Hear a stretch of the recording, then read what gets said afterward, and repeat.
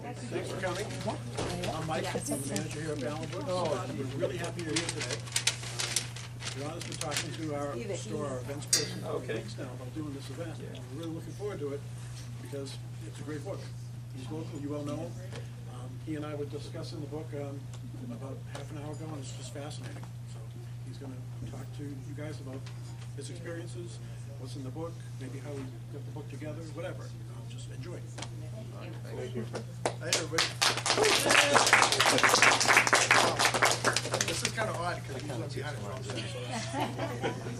And this is the first time I've ever done this, so bear with me. But, thank you guys all for coming out, and thanks for the interest in the book.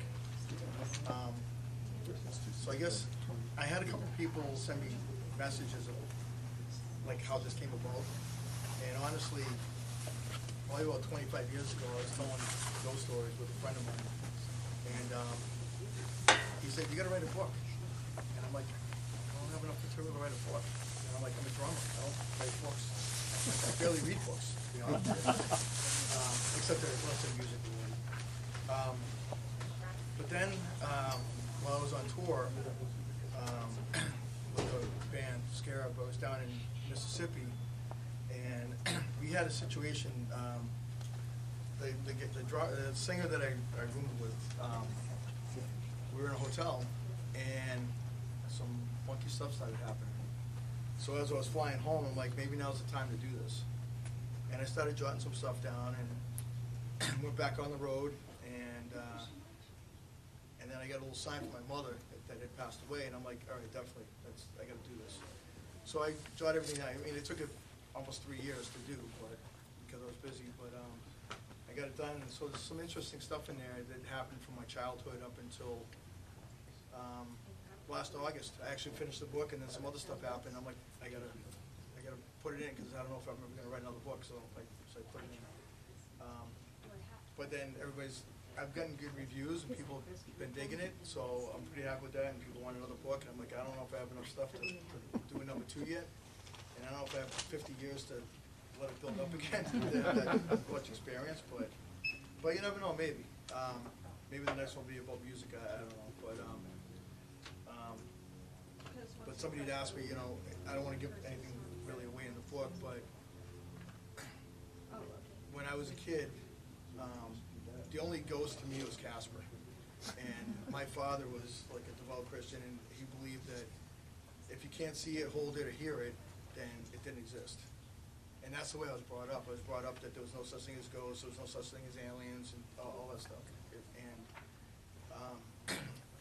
But then I ended up seeing my uncle, and my father's brother. And in a nutshell, I told him, the first thing he said to me was like, "Are you on drugs?" I'm like, "No, I'm not on drugs." But that was, he didn't believe me. And a sister of his was a Catholic nun, and she was visiting the same time I was there. And I talked to her after the fact, and she said that she had seen my uncle too. So to me, that was validation that A, I wasn't crazy, and B, a relative and someone that was also a Catholic nun is not going to lie to me just to make a 13 or 14-year-old kid feel good. So that's where it kind of changed for me, and I started paying more attention to things and to people and friends that have passed or family.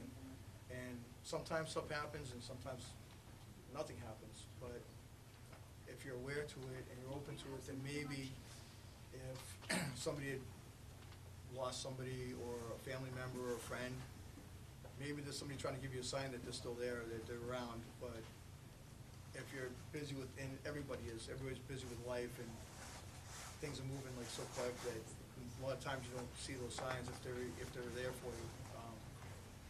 But if you take time to step back a little bit, then maybe you will. Maybe there's actually people trying to talk to you too, to help out and make you feel better, or philosophy, whatever. But yeah, there's a lot of good stuff in there, like from the time, like I said, when I was young up until a situation with my mother last August that, like I said, I had to put in the book. So, but I appreciate you guys coming out and being interested in it. And, I definitely believe there's something after this. I don't know. Who knows? Who knows what it is? We won't know until we get there. I'll find out later.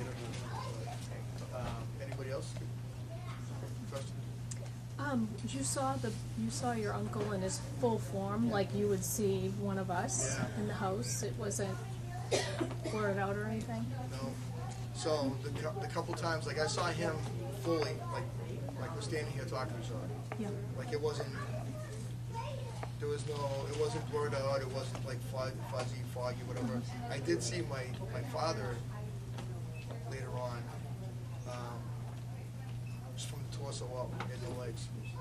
And then actually the story I was telling Mike before, I saw it in the book, but I saw my dog, my dog Isis.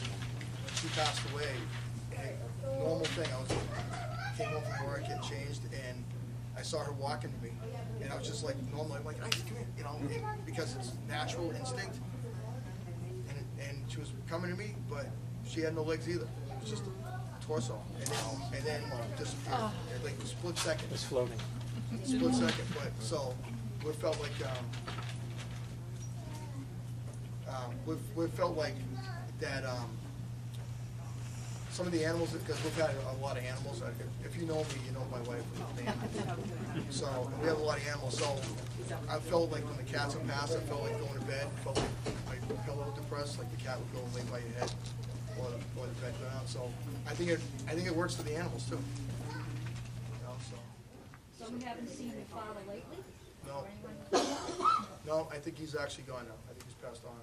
I think he came to say what he had to say, and now he's at peace and he's with the rest of the families. Everybody, your relatives come to see you? That's the last chapter of the book. That's why I had to write it, because she came back. Oh, there was one I was reading about your friends, John and Dave. Yeah. Indian ghost Yeah. or something like that? Yeah. That story kind of had me laughing hysterical. That's when we were young. But Yeah. maybe what I'll do, I couldn't put it in the book, but I actually have, maybe because when you guys are here, we'll all gather around. I'm going to show you a video. That it's a story that's in the book, but I have the video, and I have it on my phone. I'll have to find it, but it was my mom coming back and letting us know that she was there. Oh, wow. And I actually have it. So I'll. Can you show us now?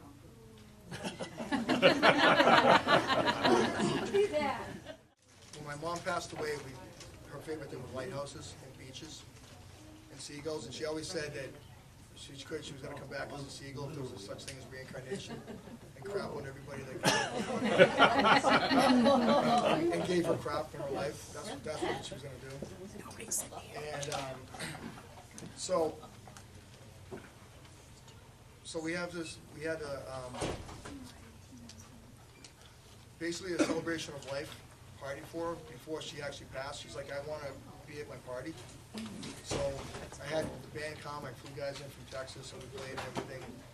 And we got this big lighthouse, it stands about this high, that was like a centerpiece on a table.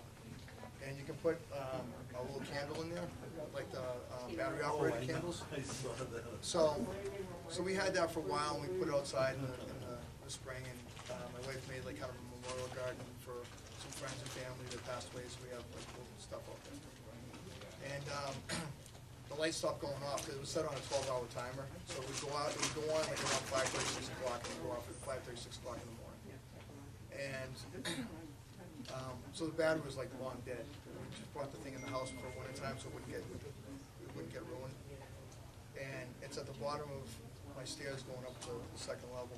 And one morning, my wife saw the candle on, and was like, how can that be? Like 4 o'clock in the morning, the candle was on.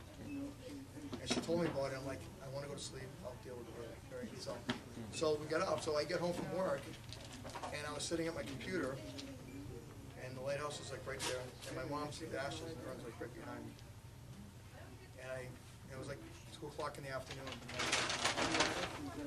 Mom, if that was you, can you turn the candle on again? And it turned on when I asked, and I freaked out. I'm not gonna lie, I freaked out. So I grabbed my phone, and I'm like, okay, and I recorded.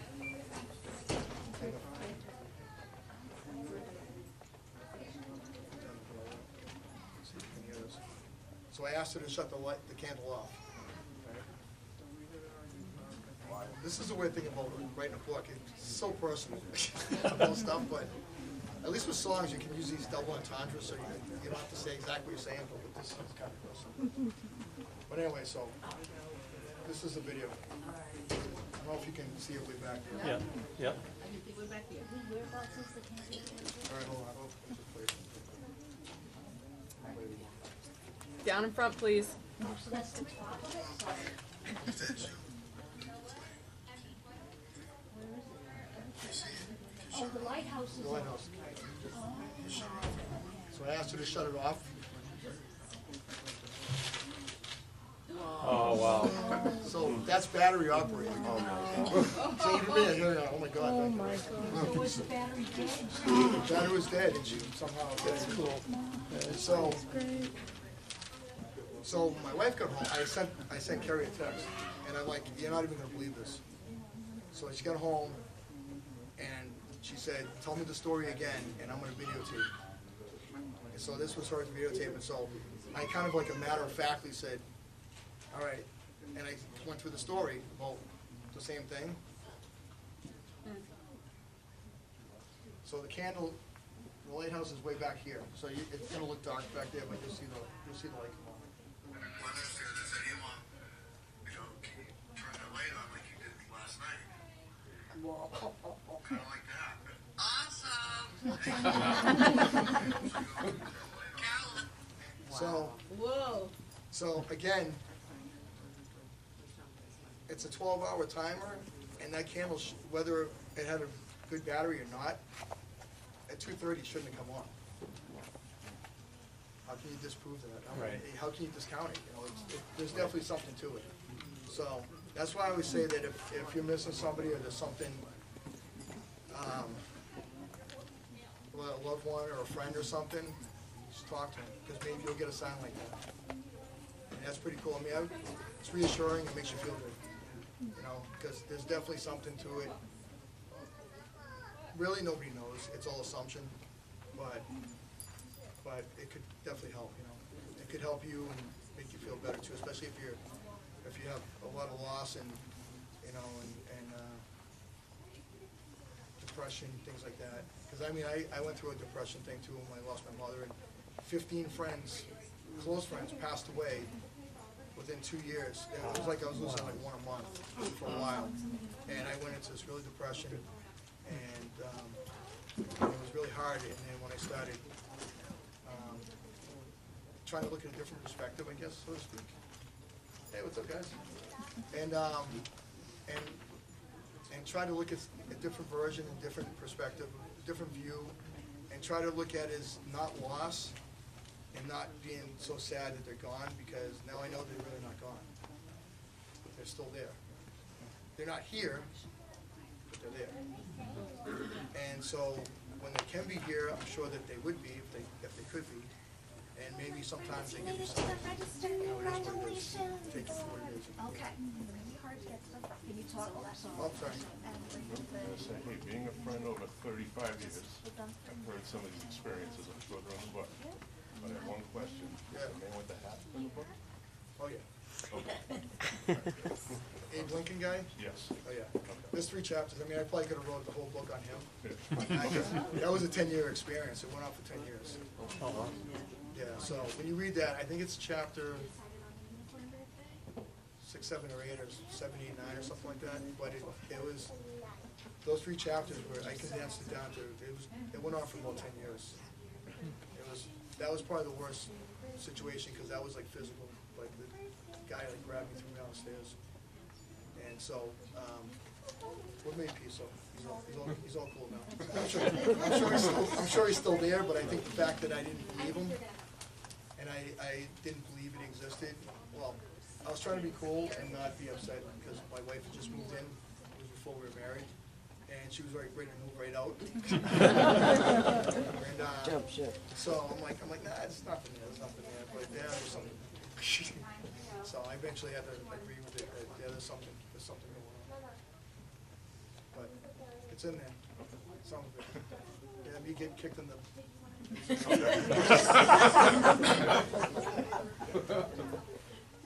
You live in Nashua? Where? live in my house. Good to share. I live in Nashua. Well, you know what? You know how this? I'll tell you how this whole thing happened, right? So, I'm just curious. I'm like, are these guys actually doing what they say they're doing? I'm looking up. I'm like, my book's on some website in Japan. My book's on some website in Australia. My book's on some place in Scandinavia, Sweden, Denmark, Europe, Norway, UK. I just found 4 more yesterday. And it's actually going to be like on Walmart.com and Target at some point too. It's not up on there, but the guy told me it takes about 6 months for it to filter into that. So I was blown away by that. But so one of the ones that came up was Balin Books. So I'm like, I live in Nashua. I'm like, so I didn't know. So I came in here to look to see if they had the book, and they're like, yeah, no, we don't have it. We can order for you. And I read it. I read it. I wrote it. And then the lady goes, you wrote it? I said, yeah. She goes, where do you live? I go, I live in Nashua. She goes, you want to come and do a book thing? I'm like, well, what's that? I only know I play drums.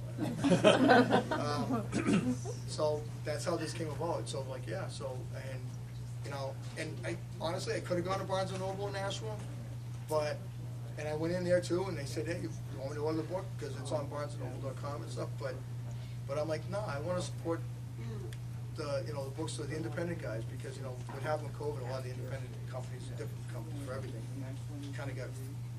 So I'm like, no, I'm going to do it here because Good choice.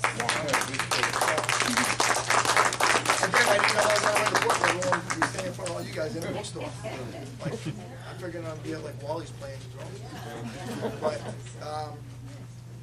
yeah, so that's how it came about. So I mean, like I said, it's kind of it kind of steamrolled a little bit more than I really thought. I mean, I don't expect to be on the, speaking of which, you know how many books you have to sell to be on the New York Times bestseller list? 2 million? 5. No, you have to 5,000 books a week. Oh. You have to sell between 5,000 and 7,000 books a week to be on the New York Times bestseller list or the Wall Street, whatever. Well, we gotta tell 1,000 friends, and they gotta tell 1,000 friends.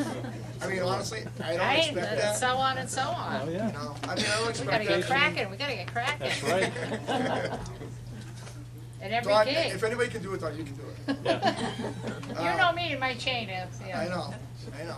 So, and again, the reason why I wrote the book ultimately wasn't to make money. I mean, it's like selling CDs. There's really not a lot of money being. I was just Stephen King, and you've been doing it for years.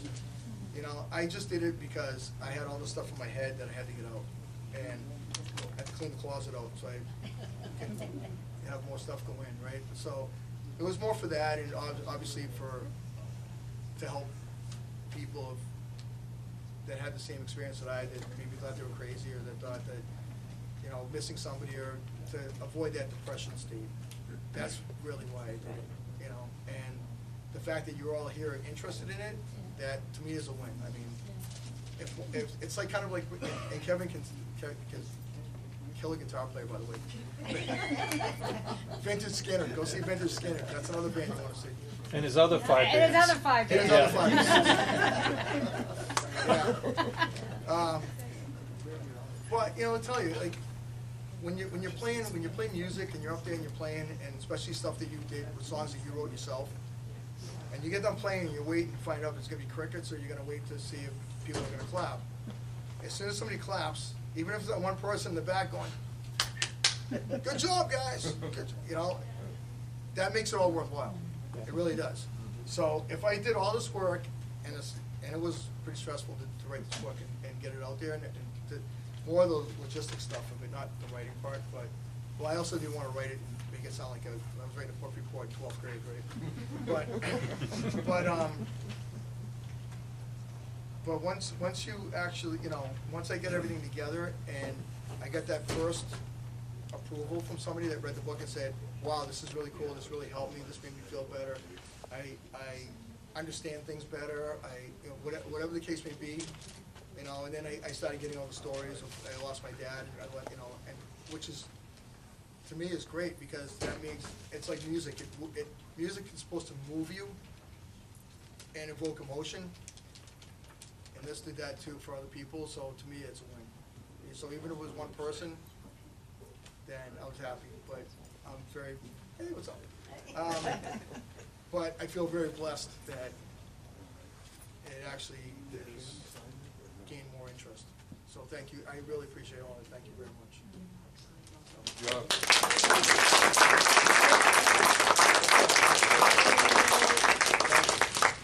All right. So I guess if you want a book, if you don't have one, then you can grab one, and then I'll sign it, whatever, and then just bring it to the front register and pay for it on the way out, or shop around too and get some other ones. And if you have one that you purchased from somewhere else and you want to sign, I'll sign that too. So. $10. Just kidding. So no, my signature's not worth $10. It's probably worth about 79 cents on eBay. That's what the drumstick. Yeah. So, but if you have one that you have another copy that you're not getting today, I can sign. It's not a problem either. But please feel free to look around the store, and if you need help, talk to Mike, and I'm sure he can steer you in the right direction. All right. All right. All right.